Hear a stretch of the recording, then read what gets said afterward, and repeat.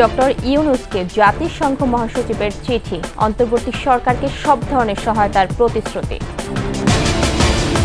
ভারতে আশ্রয় নিয়ে ষড়যন্ত্রে লিপ্ত শেখ হাসিনা, বললেন মির্জা ফখরুল, ফেরত পাঠানোর আহ্বান। ছাত্র জনতার আন্দোলনে আহতদের দেখতে পঙ্গু হাসপাতালে স্বরাষ্ট্র উপদেষ্টা, সুচিকিৎসা নিশ্চিতের আশ্বাস।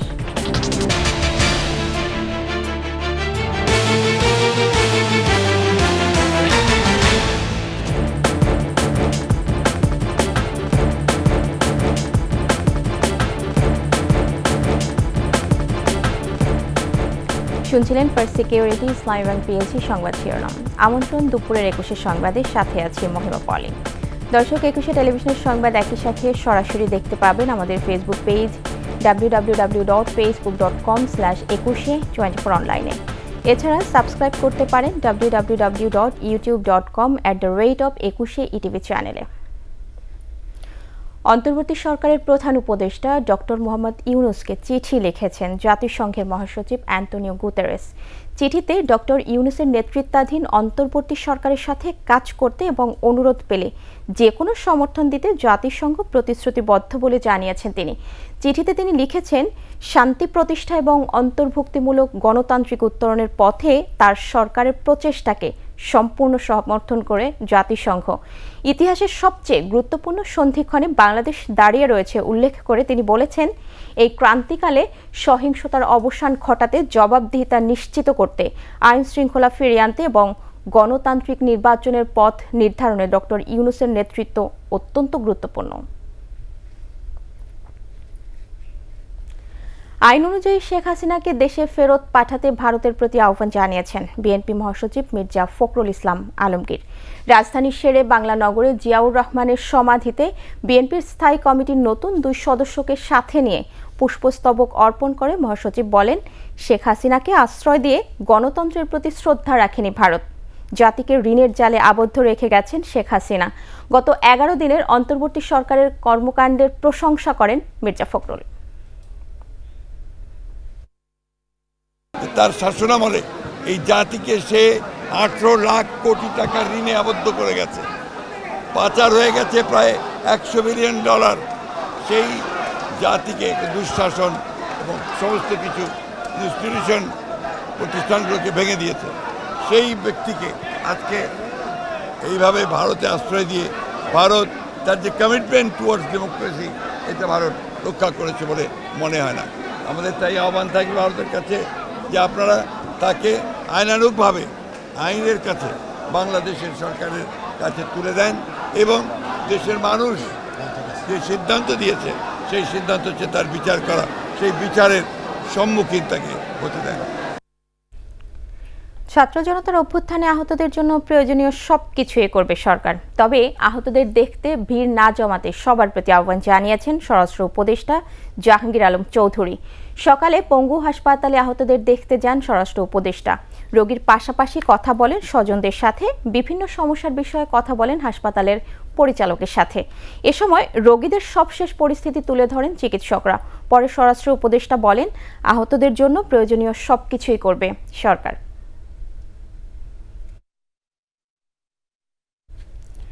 ট্রাইব্যুনাল পুনর্গঠন হলে শেখ হাসিনা সহ যাদের নাম গণহত্যায় এসেছে সবার বিরুদ্ধে গ্রেফতারি পরোয়ানা চাওয়া হবে বলে জানিয়েছেন উপপরিচালক প্রশাসন ও তদন্তকারী কর্মকর্তা আতাউর রহমান। মঙ্গলবারের তথ্য নিশ্চিত করেন তিনি। তদন্ত কর্মকর্তা বলেন, শেখ হাসিনা ও তার মন্ত্রিসভার সদস্যদের বিরুদ্ধে গণহত্যা ও হত্যার এখনো পর্যন্ত 3টি অভিযোগ এসেছে।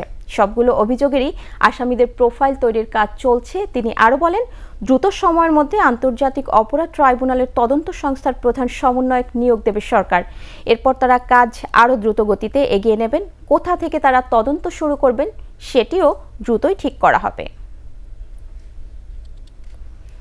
আজ আদালতে তোলা হবে সাবেক সমাজ কল্যাণ মন্ত্রী ও আওয়ামী লীগের যুগ্ম সাধারণ সম্পাদক ডাক্তার দীপু মনিকে। রাজধানীর বাড়িধারা এলাকা থেকে সোমবার তাকে আটক করে ঢাকা মহানগর পুলিশের গোয়েন্দা বিভাগের একটি দল। 18 জুলাই চাঁদপুর জেলা বিএনপির সভাপতি শেখ ফরিদ আহমেদ মানিকের বাড়িতে হামলা, ভাঙচুর, লুটপাট ও আগুন দেওয়ার ঘটনায় করা মামলায় দীপু মনি ও তার বড় ভাই জেআর ওয়াদুদ টিপুর বিরুদ্ধে মামলা হয়। পুলিশ জানায় দীপুমণিকে মিন্টো রোডের ডিবি কার্যালয়ে নেওয়া হয়েছে। যেসব মন্ত্রী প্রতিমন্ত্রীর অবৈধ সম্পদ অনুসন্ধানের তালিকা করেছে দুদক, তাতে দীপুমণির নাম রয়েছে। এছাড়া 900 কোটি টাকার অবৈধ সম্পদের প্রাথমিক সত্যতা পেয়েছে দুদক।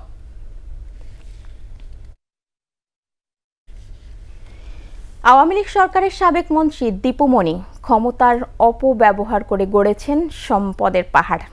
সংসদ সদস্য হওয়ার পর 15 বছরে হয়েছেন বিশাল বিত্ত বৈভবের মালিক। সবশেষ নির্বাচনী হলফনামায় দেয়া তথ্য অনুযায়ী 2008 সালের তুলনায় তার সম্পদ বেড়েছে 59 গুণ। আরও জানাচ্ছেন খুরশিদ আলম মুকুল। দীপুমণি আওয়ামী লীগের যুগ্ম সাধারণ সম্পাদক। চাঁদপুর 3 আসন থেকে 2008 সালে প্রথম সংসদ সদস্য নির্বাচন করেই হয়েছেন পররাষ্ট্রমন্ত্রী। এরপর থেকেই এলাকায় ক্ষমতার শীর্ষে আসীন হন তিনি। একের পর এক বিদেশ যাত্রার রেকর্ডও করেন তিনি। ক্ষমতার অপব্যবহার করে বনে যান কয়েক হাজার কোটি টাকার মালিক। 2008 সালের হলফনামায় দেয়া নিজের পেশা থেকে বছরে আয় দেখান মাত্র 3 লাখ টাকা, আর 2023 সালের দেয়া হলফনামায় আয় দেখিয়েছেন 1 কোটি 23 লাখ টাকা। 2008 সালে দীপুমণির অস্থাবর সম্পদ ছিল 5 লাখ টাকার। 2023 সালে হলফনামায় দেখানো হয় প্রায় 3 কোটি টাকার সম্পদের হিসেব।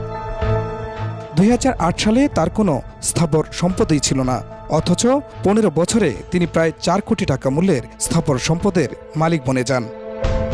2018 সালে শিক্ষামন্ত্রী হন ডাক্তার দীপুমণি। বিতর্কিত পাঠ্যসূচি তৈরি করে জাতিকে মেধাশূন্য করার অন্যতম উদ্যোক্তা তিনি। সবশেষ শেখ হাসিনা সরকারের সমাজকল্যাণমন্ত্রী ছিলেন ডাক্তার দীপুমণি। খুরশিদ আলম মুকুল, 21 টেলিভিশন।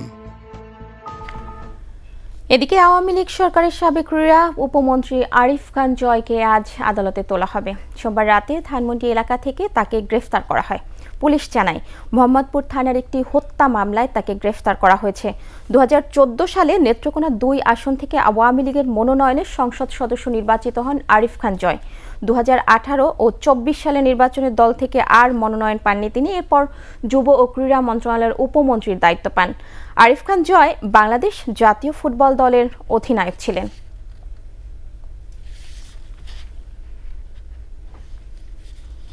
নিচ্ছি সংবাদ বিরতি, ফিরে এসে যা থাকছে।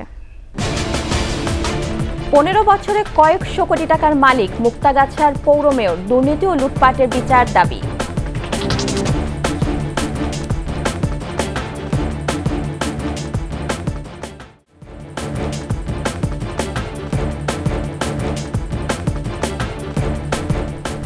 আবারও আমন্ত্রণ 21 সংবাদে। আদালতের প্রতি আস্থা রেখে আবারও আলোচিত মুনিয়া ধর্ষণ ও হত্যার বিচার চেয়েছে তার পরিবার। প্রেস ক্লাবের সংবাদ সম্মেলনে বিচার দাবি করেন তার বড় বোন নুসরাত জাহান তানিয়া। 2021 সালে বসুন্ধরা গ্রুপের এমডি সাইম সোভান আনভির সহ 8 জনের বিরুদ্ধে মামলা করা হয়। সব তথ্য প্রমাণ থাকার পরেও প্রধান অভিযুক্ত আনভিরের নাম এজাহার থেকে বাদ দিয়ে পুলিশ অসত্য প্রতিবেদন তৈরি করেছে বলে অভিযোগ করেন তিনি। সে সময় সাংবাদিকদের বলেন মুনিয়া ভুল করেছিল কিন্তু অন্যায় করেনি। তার হত্যার বিচার পেতে সবার সহযোগিতা চান তিনি।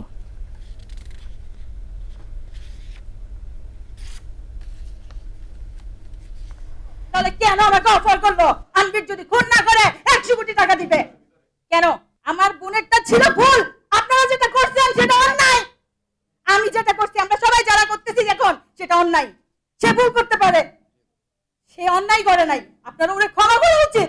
এখন পর্যন্ত দেখতেছেন আমি আদালতে দুয়ারে দুয়ারে, আমার কত থ্রেট, হুমকি, কত কিছু।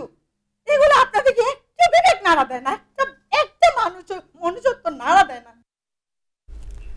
2015 বছরে কয়েকশো কোটি টাকা লুটপাটের অভিযোগ উঠেছে ময়মনসিংহের মুক্তাগাছা উপজেলা আওয়ামী লীগ সাধারণ সম্পাদক ও পৌর মেয়র বিল্লাল হোসেন সরকারের বিরুদ্ধে। শেখ হাসিনা সরকারের পতনের পর তার বাড়িঘর ও ব্যবসা প্রতিষ্ঠানে ভাঙচুর ও আগুন দেয় বিক্ষুব্ধ জনতা। দুর্নীতি ও লুটপাটের বিচার দাবি করেছেন তারা। ময়মনসিংহ বিভাগীয় প্রতিনিধি আতাউর রহমান জুয়েলের তথ্যচিত্রে দেখুন ডেস্ক রিপোর্ট। মুক্তাগাছার কৃষক পরিবারের সন্তান বিল্লাল হোসেন সরকার উপজেলা আওয়ামী লীগের সাধারণ সম্পাদক হওয়ার পর বাগিয়ে নেন পৌর মেয়রের পদটিও। আর 15 বছরেই কয়েকশো কোটি টাকার মালিক তিনি। প্রতিবেশীদের প্রশ্ন, দুর্নীতি না করলে কোটি কোটি টাকা কিভাবে কামিয়েছেন আর দেশে বিদেশে বাড়ি বানিয়েছেন বিল্লাল। কি ছিল কিছুই ছিল না, এই মন্ত্রীর পাশে থেকে তো যোগ দিয়া আওয়ামী লীগের যোগ দিয়া তো কোটি কোটি টাকার মালিক হলো, মানুষের যা তো আত্মসাৎ করে গেছে, নাইলে ওইলো কোটি যায়, আমরা তো করতে পারি না। মেয়রের দায়িত্ব থেকে দোকান বরাদ্দের নামে ব্যবসায়ীদের কাছ থেকে নিয়েছেন কোটি কোটি টাকা।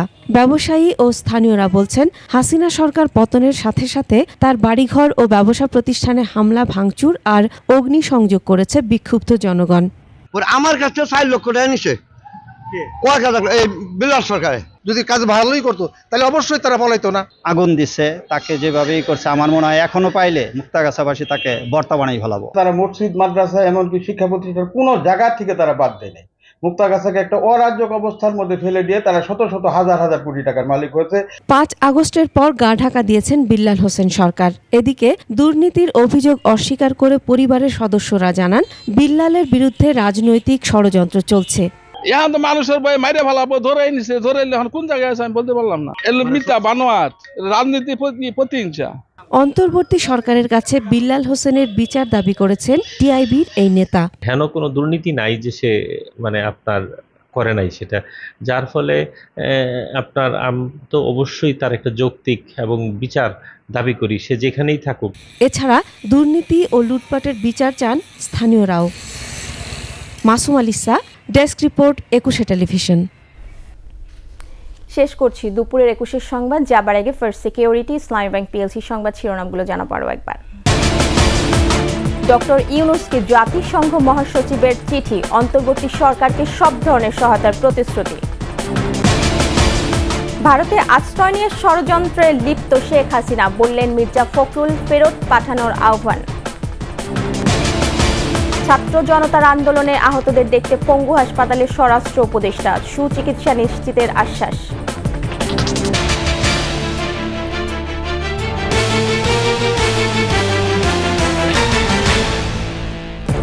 সর্বশেষ খবর জানতে ডায়াল করুন 2021 নম্বর আর ভিজিট করুন ekushetv.com এই ওয়েবসাইটে। এছাড়া ফেসবুকে ভিজিট করতে পারেন facebook.com/2124 অনলাইনে।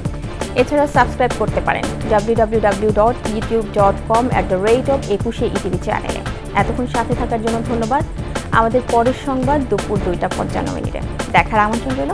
21 এর সাথে।